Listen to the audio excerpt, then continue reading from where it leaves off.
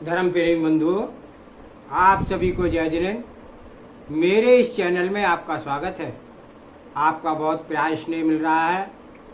मेरे इस चैनल में वरांग चरित्र का वर्णन चल रहा है। किस प्रकार से वरांग ने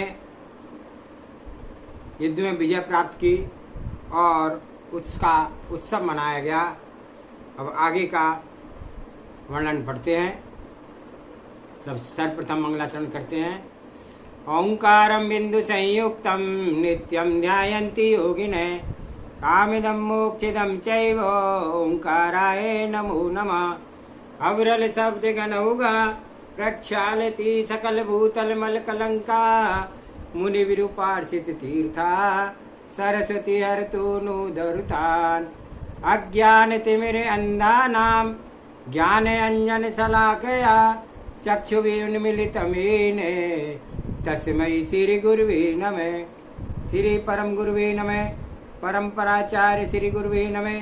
सकल कालुष विध्वंसकम श्रेषां परिवर्तिकम धर्म संबंधिकम भव्य जीव मने प्रतिबोधकारकम इदम शास्त्रम श्री वारांग चरित्र नामधेयम एतन्मूल ग्रंथ कर्तारा श्री सर्वज्ञ देवा तदुत्तर ग्रंथ कर्तारा श्री गणधर देवा प्रति गणधर देवा तेषां वचन साधमासाध्य आचार्य श्री जटा सिंह नंदी जी महाराज विरचितम मंगलम भगवान वीरो मंगलम गौतमो गणी मंगलम कुंद कुंदाद्योति जैन धर्मोस्तु मंगलम सर्वे श्रोता सावधान तय श्रवन्तु।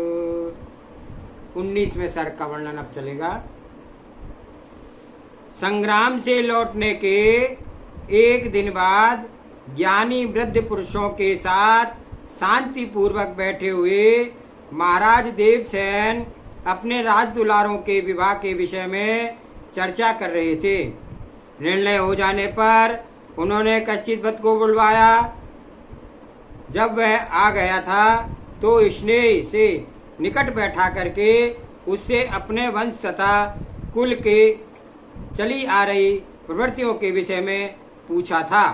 तो हे वत्स, तुम कांतिमान हो, तुम्हारे तेज और सामर्थ्य तो असीम है तथा विज्ञान के साक्षात भंडार हो और अपनी इन योग्यताओं के कारण से तुम्हारी विशाल कीर्ति सब दिगंतरों में फैल गई है। इन गुणों के ध्यान में आते हुए मुख से यही निकलना पड़ता है कि तुम्हारे माता पिता धन्य हैं। यदि बताने में तुम्हें विशेष विरोध ना हो तो मैं उनके विषय में जानने के लिए उत्सुक हूँ। तो बताओ, वे दोनों किस वंश को शोभा बढ़ाते हैं?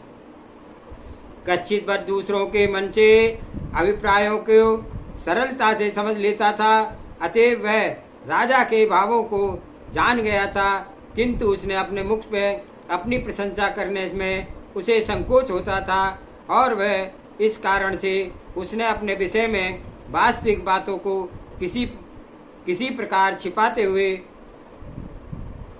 नियुक्ति पूर्वक राजा से कुछ ऐसे वचन कहे थे कि जो प्रकृति विषय के सर्वथा अनुपयोगी थे। महायशस्वी अनुपम वीर कश्चित भट्ट ललितपुर के सारपति सागर वृद्ध के ज्येष्ठ पुत्र है। इस तथ्य को सारा संसार जानता ही है। मेरा भी यही कहना है कि वे सारपति ही मेरे सर्वोत्तम सगे संबंधी हैं तथा पूज्य पिता हैं। हे राजन, उनके अतिरिक्त कोई दूसरा मेरा पिता इस धरातल पर नहीं है। आप ऐसा ही समझें। आपके वार्तालाप की शैली के आधार पर मैं आपके हृदय के भावों को कुछ समझता हूँ। आप किस कार्य को करना चाहते हैं इसका भी मुझे आभास ही हो रहा है। आप ही सोचते हैं कि यह कहाँ का निवासी होगा, इसका कुल कौन सा होगा, क्योंकि कन्या के विवाह करते समय इन सब बातों का विमर्श करना ही पड़ता है। किंतु आपकी रूपवती तथा सुशील कन्या आपके घर में ही रहे महिपाल, मैं वर्तमान परिस्थितियों में उसे नहीं ब्याह कर सकता हूँ। आप ऐसा निश्चित ही समझिए कि मैं मणिक पुत्र ही हूँ। इसी बात को मैं मन में रख करके आप मुझ पर प्रसन्न करें, कारण आपके इस अनुग्रह के परिणाम बड़ा मधुर होगा। भरी सभा में कश्चित वक्त के उक्त वचनों को सुनकर के इतना बड़ा शुभ अवसर त्याग कर भी उसके आंतरिक तथा बाह्य दोनों प्रसन्नताओं का लक्ष्य कर एवं अद्भुत विनम्रता को दृष्टि में रखते हुए तथा वह सबकी अपेक्षा अत्यधिक महत्वपूर्ण अपने अभिप्राय को ध्यान में रख करके महाराज वीरसेन से देवसेन से अत्यंत समझदारी के साथ विनम्र वक्तव्य किया।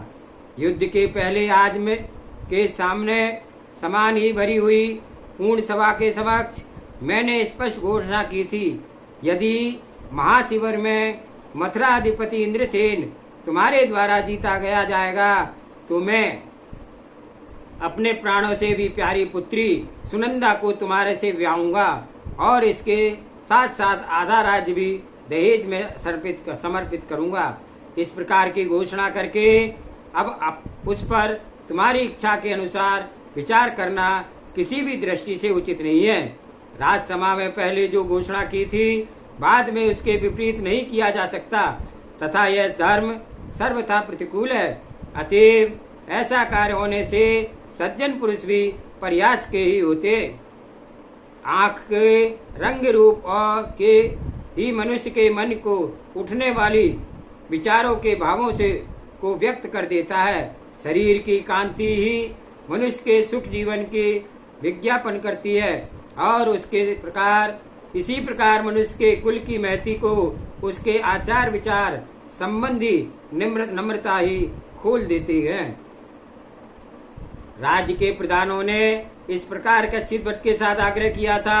राजा के कल्याण तथा अभ्युदय की संपत्ति देने वाले अपने मंत्रियों की उक्त प्रकार की अनुमति को देकर के महाराज देवसेन ने कहा था, मेरे द्वारा भी आप लोगों का पूर्ण समर्थन किया जाता है।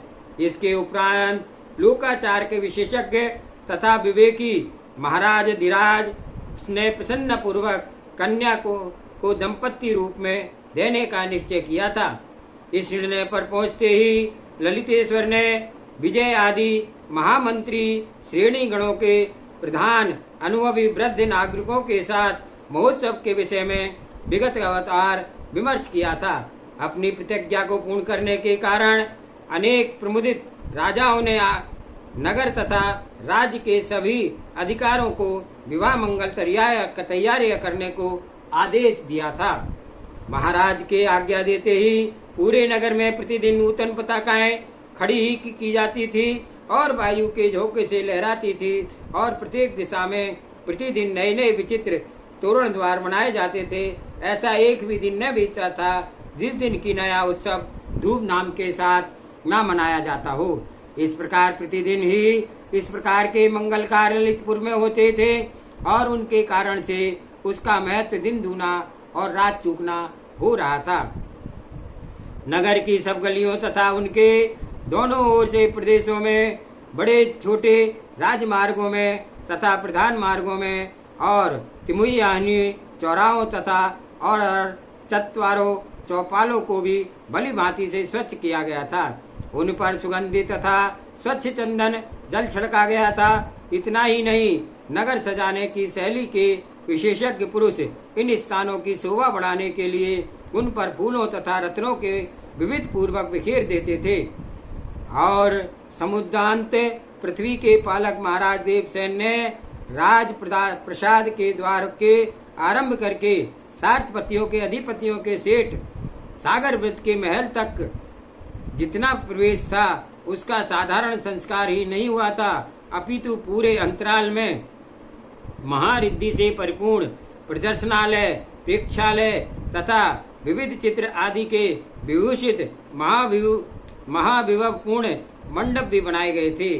कहीं पर बहुमूल्य अनुपम कांति युक्त मोतियों की राशि चमक रही थी तो जिसे देख करके लहराता जल की आशंका हो जाती थी और उत्तम तथा उत्तम मूंगों की मालाएं लटक रही थी और किसी दूसरे स्थल पर सोने से बनाए गए सुंदर उत्तम कमल शोभा प्राप्त हो रहे थे।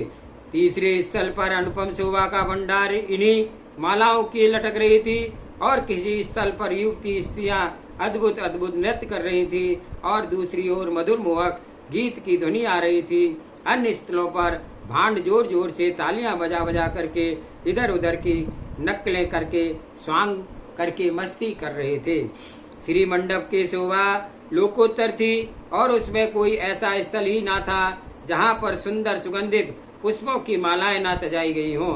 स्थान स्थान पर चौक पूर दिए गए थे, विपुल अर्घ्यों को चढ़ाया जा रहा था। वर वधू के लिए सिंहासन रखा गया था और उसके पाए आदि भी भाग विशुद्ध स्वर्ण के बनाए गए थे तथा सिंहासन पर महाराज देवसेन की पुत्री के साथ कश्चित मत बैठाए गए थे। सिंहासन के पास होने पर कलश रखे गए थे और सोने के कलश उसमें सुशीतल तथा उत्कृष्ट सुगंधित युक्त तीर्थ जल भरा गया था। वह मनोहर कमलों से वह ढके हुए थे। इन्हीं कलशों को उठा करके परम प्रसन्न ललितेश्वर मंत्री राज के प्रधान तथा श्रेणी के गणों के मुखिया ने वर वधू के अभिषेक कराया था और उसके उपरांत महाराज स्वयं ही कश्चित भट्ट के सिर पर मुकुट पहनाया था तथा जिसका प्रकाश चारों ओर फैल गया था तथा वे स्वयं ही उन्हें जगमगाता हुआ दुपट्टा बांधा था। इस क्रम से विवाह के संस्कारों को करते हुए महाराज देवसेन ने धर्म अग्नि तथा जल को साक्षी करके कश्चित भट्ट को अपनी पुत्री को बिहा दिया था। दहेज को दिए गए मधुमृत हाथियों की संख्या 1000 थी और सुशिक्षित घोड़ों की प्रमाण 2 गुणा 6 12,000 थी और 1000 से गुणित अर्थात 1 लाख प्रमाण ग्राम दिए थे। 14 कोटि प्रमाण स्वर्ण मुद्राएं समर्पित की थी। इसके अतिरिक्त 32 नाटकों को योजन करने वाले ललित कला के नेता दिए थे और अंतःपुर के विषेक योग्य अनेक वृद्ध पुरुष कीरत तथा दास दासियां इस प्रकार शिल्पकार तथा विनीत कर्मचारी पिता ने आवश्यकता के विचार करके अपनी प्रिय पुत्री को दिए थे।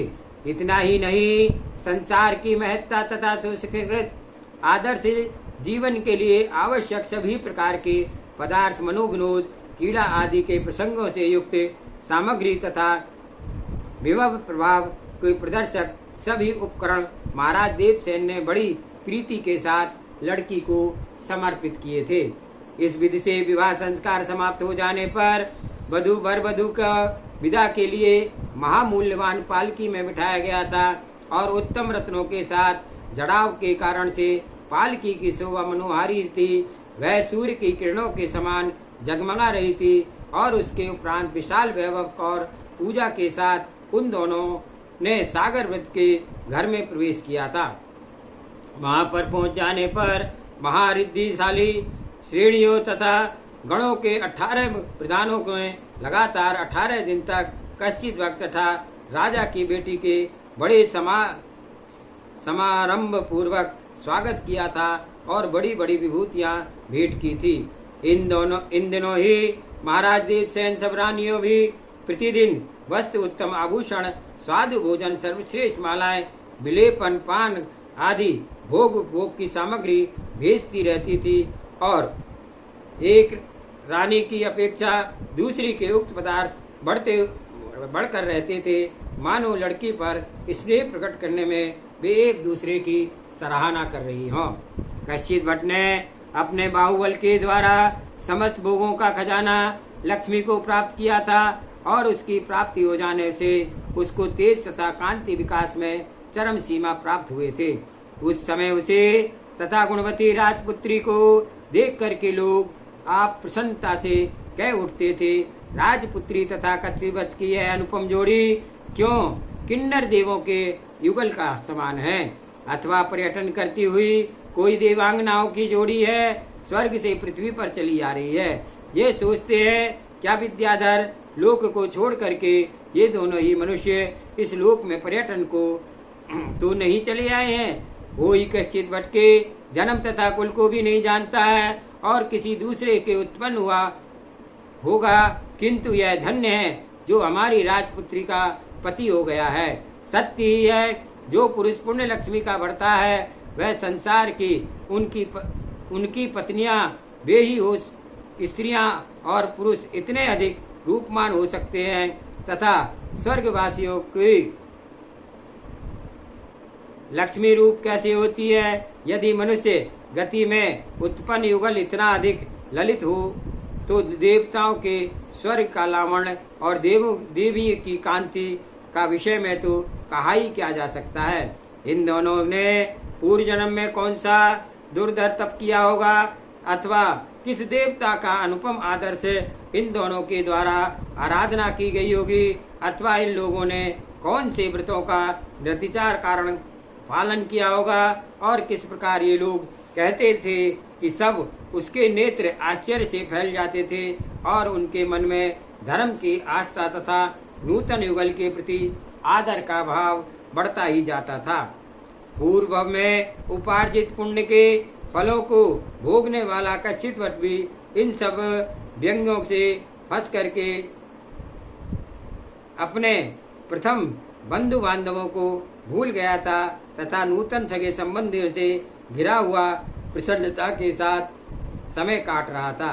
युवराज की नूतन पत्नी ललितपुर की राजकन्या का रूप सर्वथा कोटहीन था और उसकी अपनी कांति तेज तथा सुकुमारता का आकर्षण भी ऐसा ही था कि उसके समान स्थिर रहना असंभव था। फलतः वह गुणी राजपुत्र दिन के विहार में अपने गुणों का अनुकूल प्रवाह करके पत्नी को प्रसन्न रखता था और वह युगल कभी गंधर्वों के गीत सुनता था तो कभी समय परस्पर का वर प्रसंग फूल इत्र आदि को सजाने करते थे और किसी समय काव्य निर्मित तथा विवेचन में रस लेते थे और कथाएं कहकर मन को बहलाते थे। अन्य समय रस में नाटक को अभिनय देख करके तथा विशेष रूप से गल्फ रख करके नवोढ़ा पत्नी के चित्त को अपनी ओर से जोरों से खींचता रहता था। वह वधू का ज्ञान गुण ललित कलाओं का अभ्यास तथा वार्तालाप की शैली अत्यधिक रसमय उदार तथा आकर्षक थी। वेशभूषा इष्ट किंतु उद्दीपक थी तथा समस्त आचार विनम्रता से ओतप्रोत था। फलतः पति के मन को उसने संपूर्ण रूप से अपने वश में कर रखा था। उस पर परम अनुरक्त कश्चित वट भी उद्यान विहार नदियों में तथा जल क्रीड़ा वन में रम्य प्रदेशों में पर्यटन प्रदेशों की प्राकृतिक शोभा का निरीक्षण विशाल तथा वैभव संपन्न राजमहलों में रीति केली आदि कार्यों के द्वारा पत्नी के मनोभूत करता था। आपस में वार्तालाप करते करते उनके मन कभी अघाते ही नहीं थे, एक दूसरे पर निर्मुष देखते रहते थे तथा उसकी आंखें कभी थकती नहीं थी। उन दोनों को ही एक दूसरे के अंग अंग के अगाढ़ प्रीति थी, अतएव इस क्रम से वे एक दूसरे में लीन हो जाते थे और उसके भोग तथा रति एक दूसरे के आश्रय पाकर के द्वितीय चंद्रमा के समान बढ़ रहे थे। चेष्टाएं भी पारस्परिक विषंभ तथा भाव गंभीर को बढ़ा रही थी। पुण्य की ख्याति के समान उनकी प्रीति गाथा भी कीर्ति खूब फैल रही थी। यह जोड़ी ललितपुर के पुण्य के मूर्ति के समान थी और परस्परानुकूल आचरण से उनका समय आनंद से व्यतीत हो रहा था।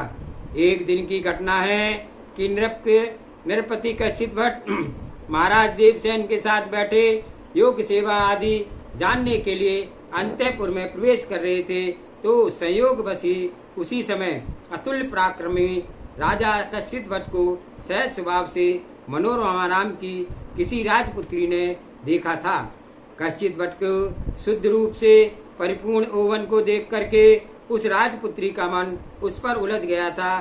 फिर क्या था, कामदेव को सो अवसर मिला और उसने तुरंत ही मनोरमा को अनुभवहीन हृदय में अपने पुष्पबाणों से बिंद कर दिया और जगत ज्येष्ठा कामदेव के द्वारा छोड़ा गया अति तीक्ष्ण बाण अत्यंत वेग से मनोरमा के हृदय रूपी सुकुमार लक्ष्य में जाकर के धसा और उसके शरीर से उसी प्रकार तपने लगा जिस प्रकार से वृक्ष के अंतरंग प्रज्वलित आग स्वाभाविक अवस्था में भीतर ही भीतर अत्यंत शीतल वृक्ष के भस्म कर डालती है। प्रेम पीड़ा से अनभिज्ञ वह बेहुली राजकुमारी न तो अपना शरीर संस्कार व श्रृंगार करती थी, ना ही सब सखियों के साथ बैठती खेलती थी। बार बार पूछे जाने पर वह उत्तर भी ना देती थी। न तो कुछ खोती थी, खाती थी, ना ही पीती थी। कामदेव की शक्ति के पीड़ित वह कुमारी सुंदरी राजपुत्री को नहाने धोने का तक का भी ख्याल न था और उद्यान में जाकर के वह किसी एकांत कोने में जाकर के बैठ जाती थी और अपने प्रेम को ध्यान मगन होकर के उसके सुंदर विशाल नेत्र सर्वथा निश्चय ही न होते थे, अपितु मुखमंडल पर अकारण विस्मित खेलता रहता था। वह राजपुत्री चित्रकला में दक्ष थी, अतएव शिला के ऊपर कच्चित भटका रेखा चित्र बनाती थी और अत्यंत सफल चित्र से में चतुर्थ को देख करके तथा उसकी दुर्लभता को सोच करके बेचारी हताश हो जाती थी और मुख से निराशा सूचक दीर्घ निश्वास निकलता था और आंखों से आंसू की धार बह पड़ती थी।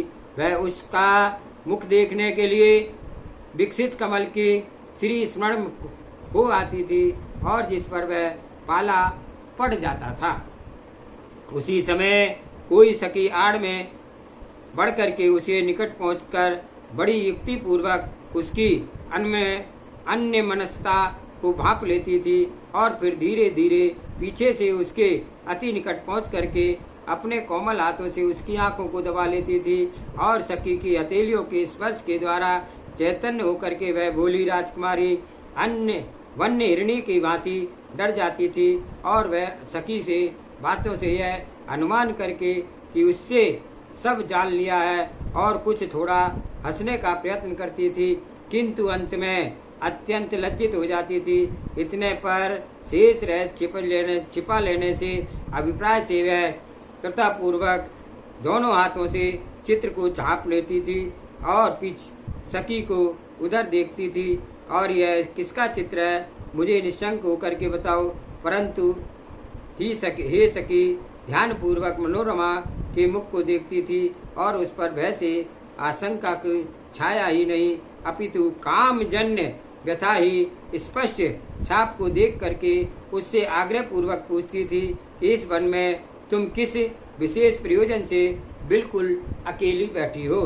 ललितेश्वर के राजनंदिनी सखी के द्वारा उक्त विधि से पूछे जाने पर उसके ओर देखती थी तथा उसके आचार और गुणों का अनुमान करके इतना ही कहती थी, हे आली, यह बैठने से मेरा कोई अवश्यभावी प्रयोजन नहीं है। सहज ही मनोविनोद करती हुई आज मैं यहाँ आ बैठी हूँ।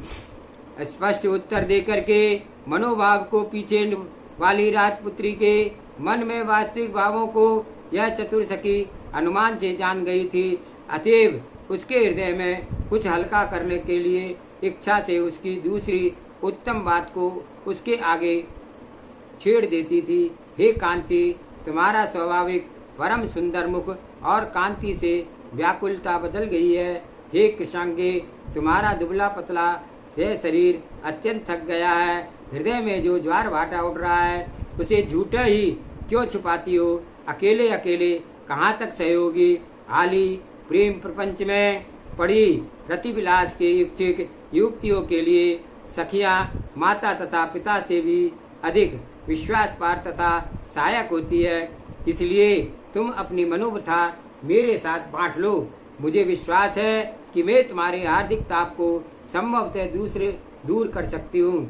मैं भांति भांति के आश्चर्यजनक विद्याओं को जानती हूँ और मैं अदृश्य माया के प्रयोग के साथ तथा कामदेव संबंधी वशीकरण प्रयोग को भी कर सकती हूँ। तुम्हारे को उद्दीप्त करना और भूत प्रेत के वश में करना ये मेरे लिए अति सरल है। यदि तुम्हारी इच्छा है तो अपनी मनोभाव कहो। इतना कह करके वह सखी चुप हो गई। चतुर सखी के लगभग सत्य वाक्यों को सुनकर के प्रेम प्रंचन से अनभिज्ञ राजपुत्री के मनोभावों में चरितार्थ करके के शुभ अवसर मिल गया था। अतएव वह अपने मन की वास्तविक व्यथा को स्पष्ट रूप से बताने के अभिप्राय से आदर पूर्वक राजपुत्री ने निम्न वाक्य कहे थे, मेरी तुमसे अधिक प्यारी सखी और कौन है? तुम्ही तो मुझसे हित की बात कहती हो, तुम्हारे सिवा और कौन दूसरी मेरे लिए प्रफुल्लित कर सकती है। मेरे लिए तुम साक्षात देवता हो, कौन सगा संबंधी तुमसे बढ़कर अनुकूल हो सकता है। और क्या कहूँ, तुम्हें छोड़कर कोई दूसरा मुझे शरण नहीं है। महाराज के सेवा करने के लिए एक दिन कश्चित भट्ट अंतःपुर में आए थे। इसी समय मैंने उनको देखा था और उसी समय मेरा हृदय उन पर लग गया। तुमसे क्या छिपाऊं, तुम ही हित का मार्ग बताओ। हिरणों के राजा सिंह के समान पराक्रमी और कामदेव के समान परम बलवान रूपवान कश्चित भट्ट को जितना जितना मन ही मन सोचती हूँ, कामदेव निर्दय होकर के मुझे उतना उतना ही अधिक तपाता है। हे सखी, शीघ्र वह दाह को शांत करो।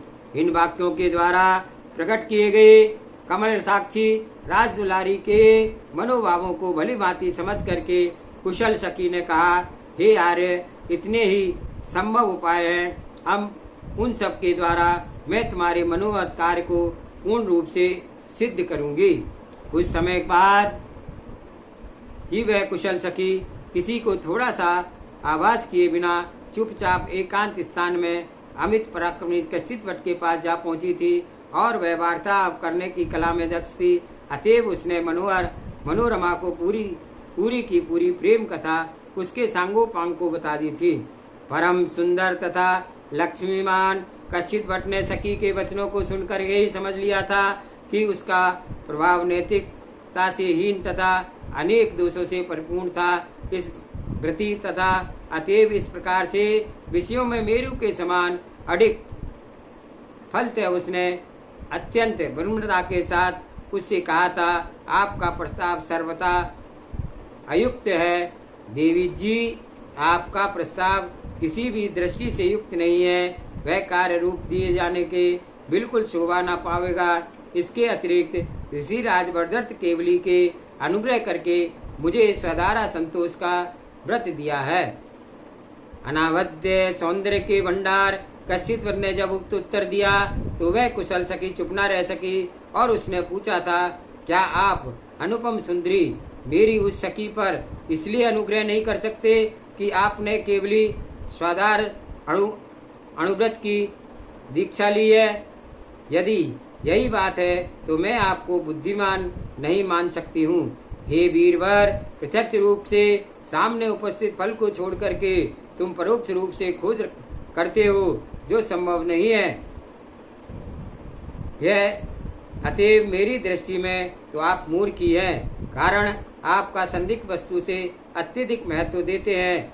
इसके सिवा व्रतों का पालन करने से स्वर्ग ही तो प्राप्त होता है और स्वर्ग के सार भी तो सुकुमार सुंदर अप्सराएं ही हैं। और यदि कठोर व्रतों का पालन करने पर देव कन्याओं का समागम ही प्राप्त होता है तो सोचो हमारी सखी मनोरमा देवियों से किस योग्यता में कम है। हे प्रभु, सबसे बड़ी बात यह है कि वह तन्वी तथा अपने हृदय में तुम्हारे चरणों को समर्पित कर चुकी है। अतएव अनुग्रह करिए, उस साध्वीक पर कृपा करिए। इस प्रकार से कह करके वह चुप हो गई तो कश्चित भट्ट ने मर्यादा पूर्वक उससे निवेदन किया था, क्योंकि उसकी मति संपूर्ण रूप से शुद्ध थी। इस प्रकार इस संसार में जो शुद्ध आत्मा शील व्रत को पालन करते हुए हैं तथा किनकी परिस्थितियों को पढ़कर भी धारण किए गए व्रतों से डिगते नहीं है, पर समस्त संसार में आज भी वे पूज्य हैं। ऐसे चरित्रनिष्ठ आत्मा ही अगले जन्म में देव, असुर तथा मनुष्य योनि में जन्म लेकर ग्रहण करके निरंतर सतत तथा संपूर्ण लौकिक सुख को प्राप्त करते हैं। और जो शील से ही नहीं दिखते हैं वे समुद्र में गिर जाने पर भी नहीं डूबते हैं। भयंकर रूप से जलती हुई ज्वाला की लपटें भी उन्हें जलाने में असमर्थ हो जाती हैं। देवों में भी यह समर्थ नहीं है कि वे उनका अपमान कर सकें तथा संसार के बीच विघ्न में उनके मार्ग में आकर के अपना ही नष्ट हो जाते हैं। दूसरी ओर देखिए, उन्होंने अपने शील को खो दिया है जिन्होंने अपने शील को खो दिया है वे इसी भव में स्थान स्थान पर अपमानित होते हुए नाना प्रकार के अनेक दुखों को भरते हैं और इस जन्म के उपरांत अगले भव में मूर्खों नरकों में उत्पन्न होते हैं। तथा भद्रे, जहाँ पर भयंकर से भयंकर दुख पाते हैं और इसमें जरा भी संदेह नहीं है, हमारे व्यवस्थित समाज में जो कोई भी शील की मर्यादाओं को छोड़ते हैं वे शासकों के हाथों भारी दंड को पाते हैं। और यह सब सहकर भी यदि किसी प्रकार से यहाँ पर वे अपने सुख को दिखाने में समर्थ होते हैं तो वे उससे क्या, क्योंकि दूसरा भव तथा यश दोनों ही मनुष्य जन्म के चरम साध्य है। मुझको ही लीजिए, मैं स्वयं भी इसके पहले शील व्रत में प्रताप से ही इस भयंकर साप से बचा हूँ और यही सब कारण है कि मुझे ग्रहण किए गए व्रतों को भंग कर देने की सर्वथा असमर्थ कर देते हैं। इस फिर भी ना भूलिए कि मैं किसी साधारण व्यक्ति से व्रत ग्रहण नहीं है, साक्षात केवली के समक्ष यह व्रत ग्रहण किए गए हैं। अधिक से अधिक मैं इतना कर सकता हूँ, यदि तुम्हारी राजकुमारी के पिता महाराज देवसेन आज्ञा दे तो उनकी पुत्री को धार्मिक विधि विधान के साथ ग्रहण कर सकता हूँ। ऐसा न होने पर सर्वसाधारण में होने वाले सुविदित अपवाद को मैं कदापि सहन नहीं कर सकता हूँ, क्योंकि वह यही के यही परलोक में भी हितकारी ना होगा। जब कश्यप ने युक्ति को द्वारा मनोरमा की सखी को समझाया तो उसमें एक भी उत्तर न बन पड़ा और अतएव वह उसके पास से लौट करके सीधी राजपुत्री के पास पहुंच गई और कामदेव के पास में फंसी हुई आपा तथा अत्यंत विकल मनोरमा को ढाढ़स बनाने की इच्छा से उसने इस प्रकार से कहना आरंभ किया कि हे राजपुत्री, तुमने जो कुछ भी प्रार्थना की थी उस सब को मैंने तुम्हारे प्रियो को कह दिया था तथा वह उसके अनुकूल है। उसने बड़े आदर के साथ इस कार्य की स्वीकृति ही नहीं दी अपितु अपने मन में गूढ़तम भावों को भी प्रकट किया है। अतएव हे साध्वी, अपनी सखियों के साथ आनंद पूर्वक समय व्यतीत करो, उठो, स्नान आदि से निवृत्त होकर के भोजन करो और अपना पूरा श्रृंगार करो। 2-3 दिन में के भीतर ही तुम अपने को मनोनीत प्रियतम के पास पहुंच जाओगे। अब शोक को दूर करो और चंचलता को छोड़ करके स्थिर बनो। आज का स्वाध्याय यहीं पर समाप्त करते हैं। जावानी के ज्ञान से सूझे लोकालोक, सो वाणी मस्तक नमो सदा दे तू दो। हे जिनवाणी भारती तुए जपो दिन रैन, जो तेरी शरण आवे सो पावे सुख चैन। कुछ 2-4 लाइन रह गई है, इसको मैं पुनः पढ़ देता हूँ। मुझे धोखा देने के लिए ही तुम यह जाल रच रही हो, यह केवल सुनने में भी सुखद है, क्योंकि अभिलाषित अर्थ की प्राप्ति को तो दूर से ही प्रतीत होती है। मैं मंदबुद्धि अवश्य हूँ, पर इतना तो समझ सकती हूँ, क्या ही अच्छा होता है यदि पृथ्वी पर युक्तियाँ उत्पन्न ही ना होती अथवा उत्पन्न होते ही मर जाती। इनके साथ तथा ऐसा अन्य वचनों को पुनः पुनः कह करके तरुणी राजनंदिनी अपने पूर्व जन्म के किए गए शुभ अशुभ कर्मों के फलों को स्मरण करती हुई खूब निंदा करती थी।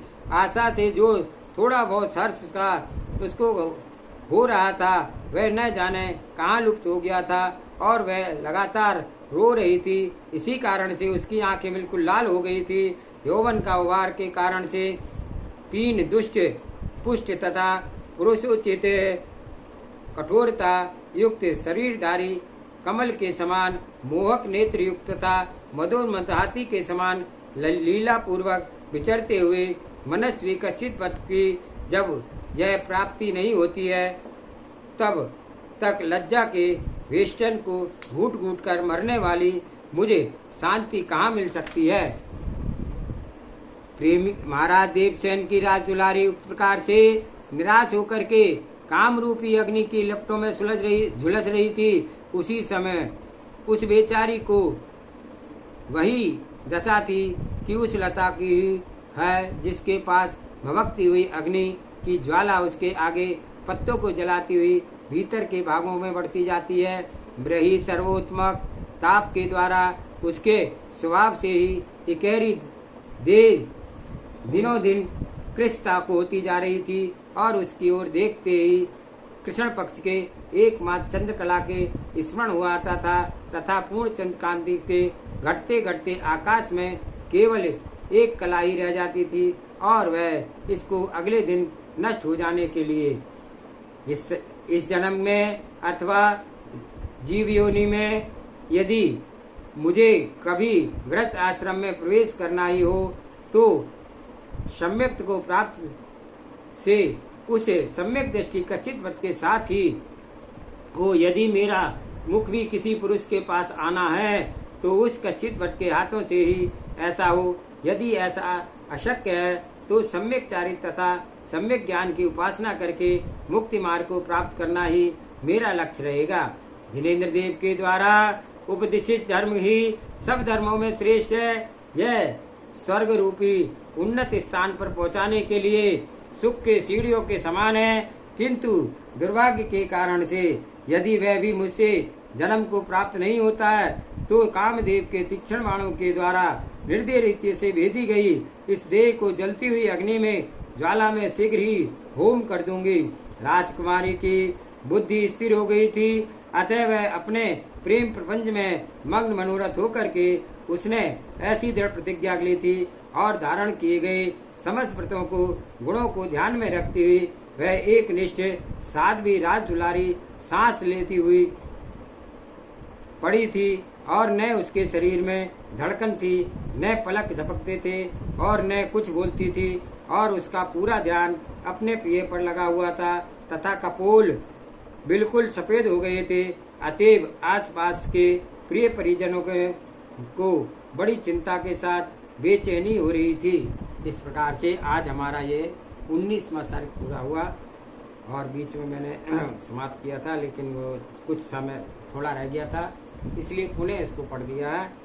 जावानी के ज्ञान से सूझे लोकालोक, सो वाणी मस्तक नमो सदा देत हूँ दुख। हे जिनवाणी भारती तो हे जपो दिन रैन, जो तेरी शरण आ गए सो पावे सुख चैन। देव बजो अरियंत को गुरु सेवा निर्गन, दया धर्म पालो सदा यही मोक्ष का पंथ। 9 बार नमोकार मंत्र।